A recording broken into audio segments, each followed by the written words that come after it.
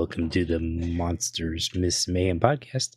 I'm Silver, I'm Chaotic. and this is our podcast, which you know of. You should know. Just automatically assume. It's been long enough. Y'all better just get it the fuck together. Today's monster, Chaotic. Yes. Would you like to introduce it? I was going to originally do a Twilight line to introduce it because I was feeling bold, but I'm no longer feeling bold. Do it. No, I can't. Do it. I'm not feeling bold. It's just being you. Yeah. I'm not feeling bold. I'm not feeling it anymore. Please. Please. You nicknamed my daughter after the Loch Ness monster? It's the best, honestly. It's time for Nessie. Yes. Mm-hmm. You can tell we are doing the Loch Ness monster, aka Nessie. If I did that and you guys didn't get Loch Ness monster out of that, we might fight. There's a lot of people that probably haven't read or watched Twilight. No, don't even. It's just you, Silver. You're the lone one on the planet. There's probably Mondi too. No, you're right. You're right. I'm sorry. You and your relations. Has Ruby seen it? Probably not.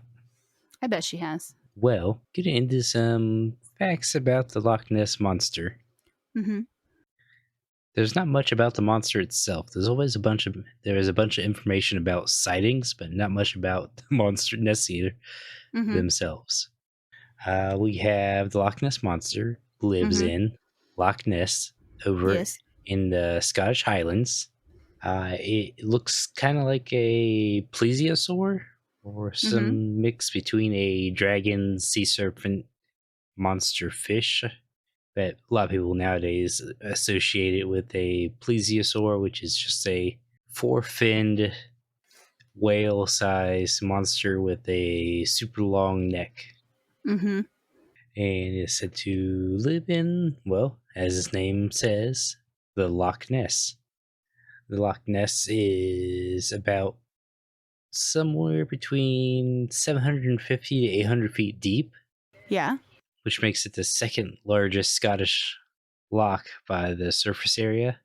Uh-huh.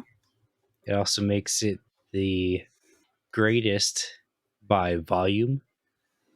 Mm-hmm. And it's also technically the second deepest loch. So it's got the most volume, but it's not really the biggest in depth or like coverage size. Mm-hmm. It's got a lot of water. A lot of people say that the Loch Ness is connected to all the other lochs in Scotland through underground tunnel systems. Okay. That could possibly lead out to the ocean.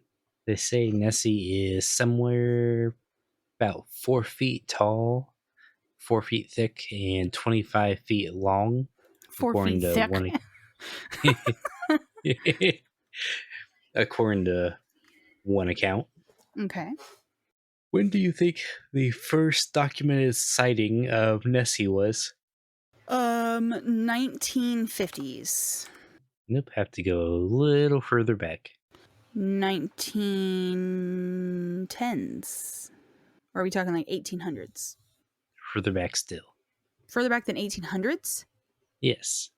Oh my fucking god. I don't know. 1700s? Get rid of the one. What in the fuck? Like 600 BC? Or I'm sorry, not BC. It would be after Christ. Yeah, AC. About the 7th century, which would be between like 6 and 700 AC. All right. There's some controversy over this a little bit, but not much. This is usually the first sighting people claim. It's with an Irish monk named Saint Columba. He was staying in the land of the Picts, which were the native people there. And he came across at the River Ness, which River Ness flows into Loch Ness. A man had been killed by a water beast, and the Saint Columba needed to get across the river with this beast still in it.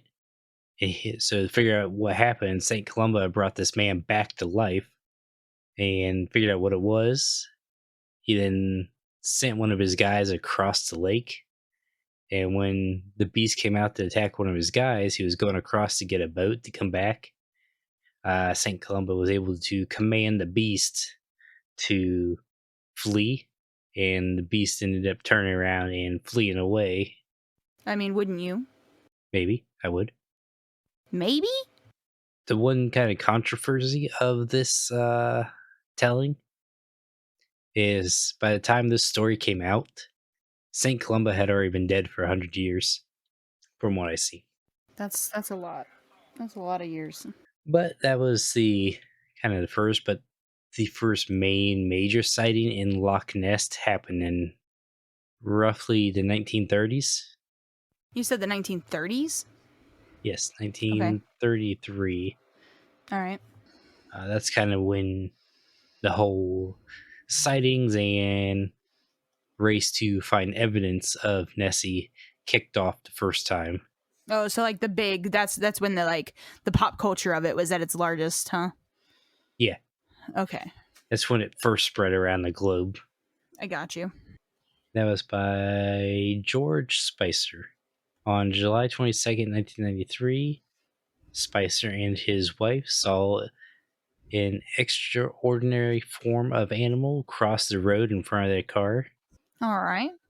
They described the creature as having a large body, about 4 feet high and 25 feet long, wavy, narrow neck, slightly thicker than an elephant's trunk, and as long as 10 to 12 foot. No limbs, and it kind of just lurched across the ground till it got to the undergrowth and disappeared into the loch. When it says it lurched across the road, I'm going to guess it kind of moved like a walrus. Right. Yeah, I would imagine. Or like a seal even. In the newspaper Courier published this, and that's what kind of kicked it all off. Okay. So I believe it was the Daily Mail hired a big game hunter to go track down Nessie, and he reported finding footprints of him. Okay.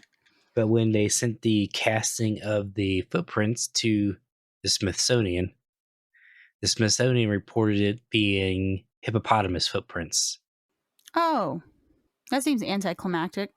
Well, with the big game hunter being short on time, he brought with him a stuffed hippopotamus leg and laid his own tracks.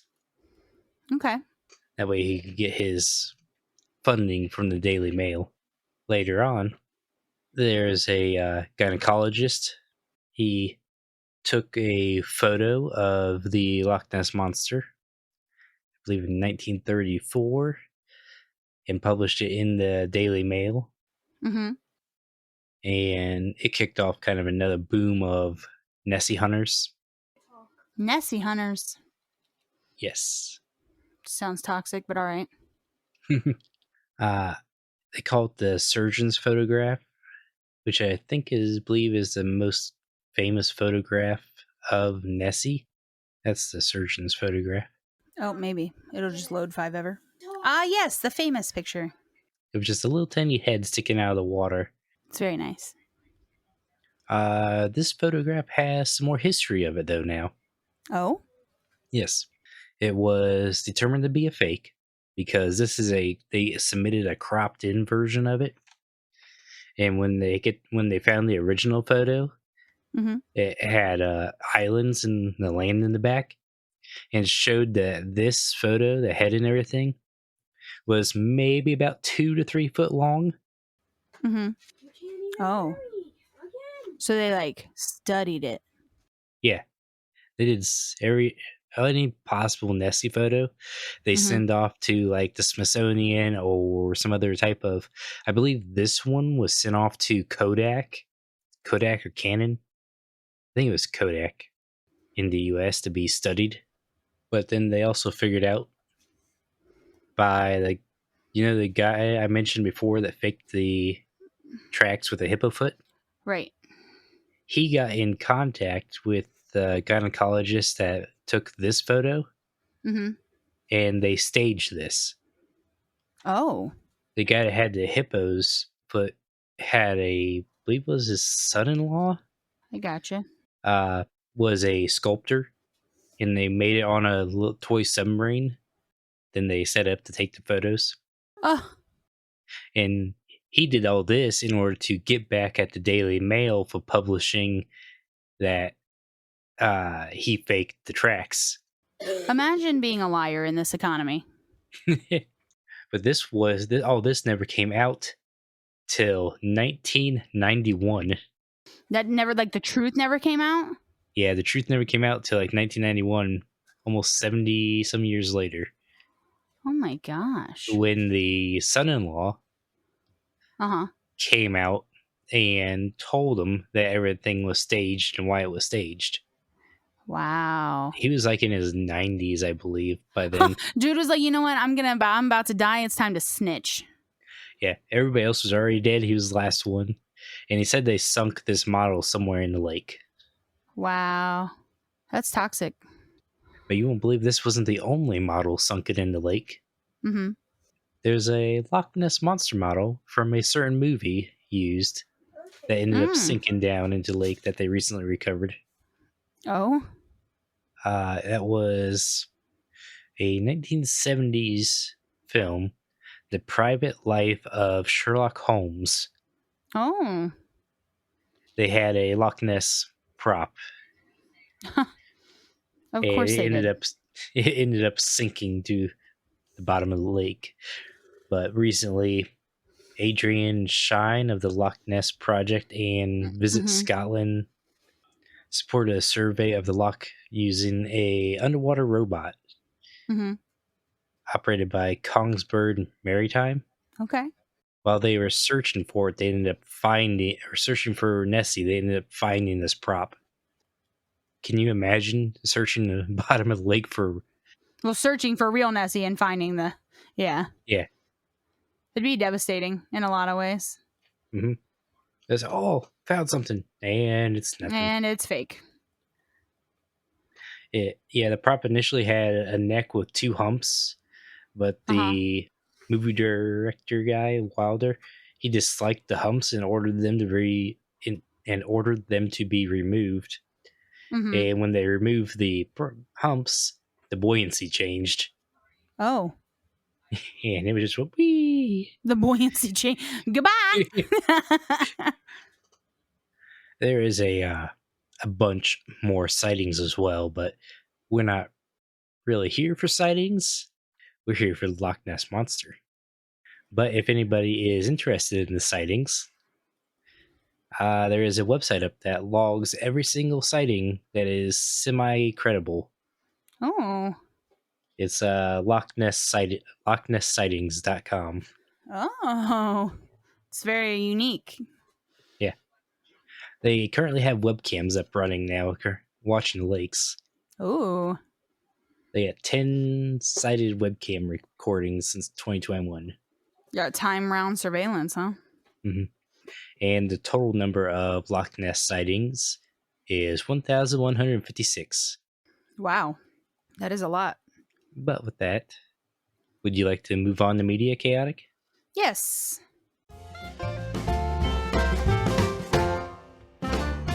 Where's your favorite Nessie from? You know, I am not even entirely sure I've watched a movie with Nessie in it. I'm going to be honest. About cartoon series? No.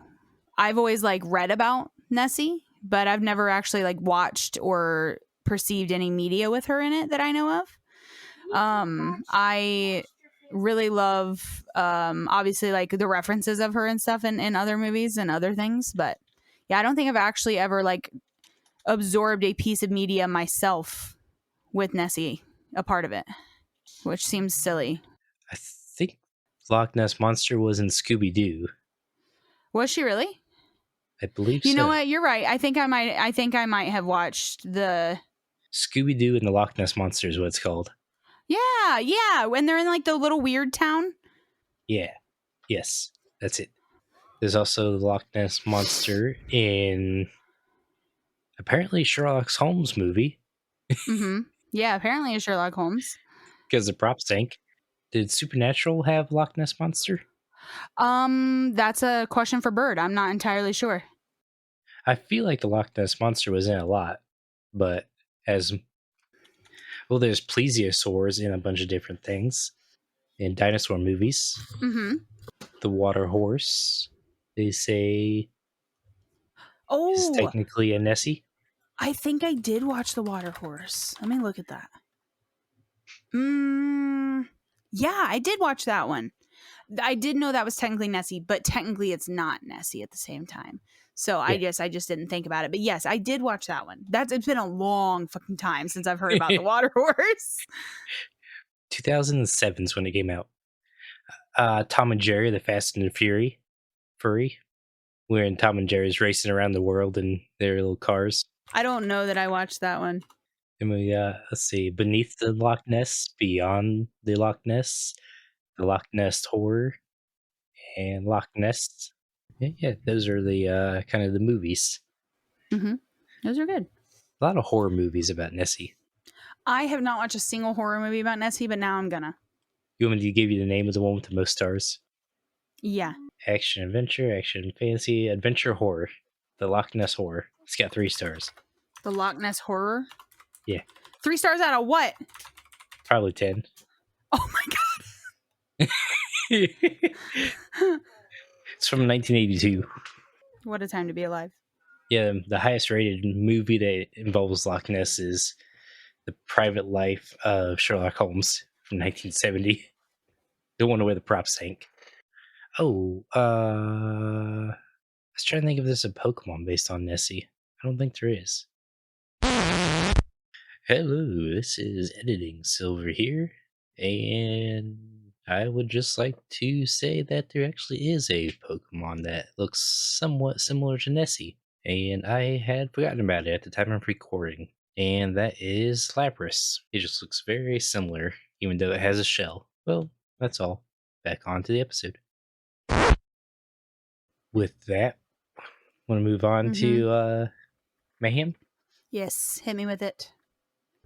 Yeah, where should we start with this one? I guess like I don't know if we could. Where do you put them in a school? You know, like that's a lot, Not really enough information to tell intelligence of Nessie, right? or if they have any type of special powers. We could theorize. Yeah, I guess. I mean, Like, is Nessie always female? Why do... I think they almost always insinuate female. Yeah, every time I hear of Nessie, they always usually refer to her as her. Yeah, But is there only one Nessie, or is there a family of Nessies? I think there's only one Nessie, for sure. Is Nessie just really that old? I think so. Like a Godzilla, but not scary and killing everybody in the town kind of situation. It's just roaming the lakes, messing with people's photos. Mm-hmm. I feel like, I don't know, this is kind of hard. Did we never like qualified Godzilla or anybody in the school, did we? No, because that was Godzilla was before. Right, that was the all school. beforehand. Yeah. But still, like, I guess I don't know if the beasts go with the mayhem, you know? Like this, Yeah. like the big, huge. They don't really fit within the school boundaries. Yeah. The Snallygaster we just did as transportation, pretty much. Mm-hmm. I agree. I'd say I feel like her mayhem's pretty low. I feel like she's pretty docile. Yeah. Pretty, you know, she doesn't really want to cause harm. She's just there to live her life and do her thing. So I feel like her mayhem meter anyways would be low. So if I had to put her anywhere, I'd put her at like a horticulture student. She's just vibing, plants, greenery. Yeah. Living her best life. Is aquaculture a word? Maybe she's the... Right, and like the whatever the word for that would be. I'm not sure what it's actually called. Aquatic studies. I mean, marine biology. Marine biology seems okay. It's a university, so there could be marine biology. Yeah, aquaculture. Aquaculture. Is, all right. yeah, farming on the water. such as fish, crustaceans, mollusks, algae. I feel like that'd be aquaculture or marine biologist studies, always around the water. Like I said, I don't think she'll cause mayhem in general, unless there's some sort of rampage. Right, that she something goes on. directly affecting her, I guess. Maybe might trigger her, but. And even then, I feel like Nessie would flee before she engages in combat. I agree. I think combat would be the last resort.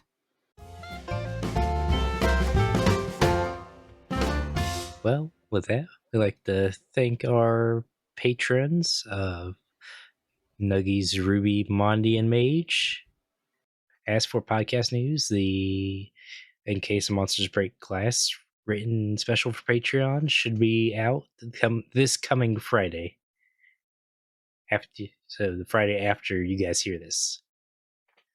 So you can look forward to that. Chaotic news. Chaotic news. By the time this has come out, we will have done the charity stream for Fuck Cancer. So we're super excited about that. And we are possibly switching to morning streams. So keep a lookout on schedules, just because it's easier for me to do during the day while the big kiddo's at school. So I'm not so overwhelmed in the evenings. And I think we might switch to end of the week instead of beginning of the week. So just keep a lookout, watch peel your eyeballs for my schedule, and we might have a little bit of a change by the time everybody's watched this. I don't think I have any other ones. With that, Chaotic with the outro. Thank you for listening to the Monsters, Myths, and Mayhem podcast. Silver and Chaotic take you into the depth of the lore and discuss how these legends could affect modern-day society. You can find us on Apple Podcasts, Spotify, iHeartRadio, or almost any podcast service easiest to you. Dive into the depths of chaos with us every Wednesday, bar Silver and Chaotic not missing their scheduling, and consider joining the podcast Discord or Twitter, following even more insider looks and even some D&D sessions. If you'd like some extra special inside looks or even want to be a guest on the show, consider helping us via Patreon. Your help makes such a big difference to us both. Until next time, Mythics, you never know what kind of mayhem we might get into.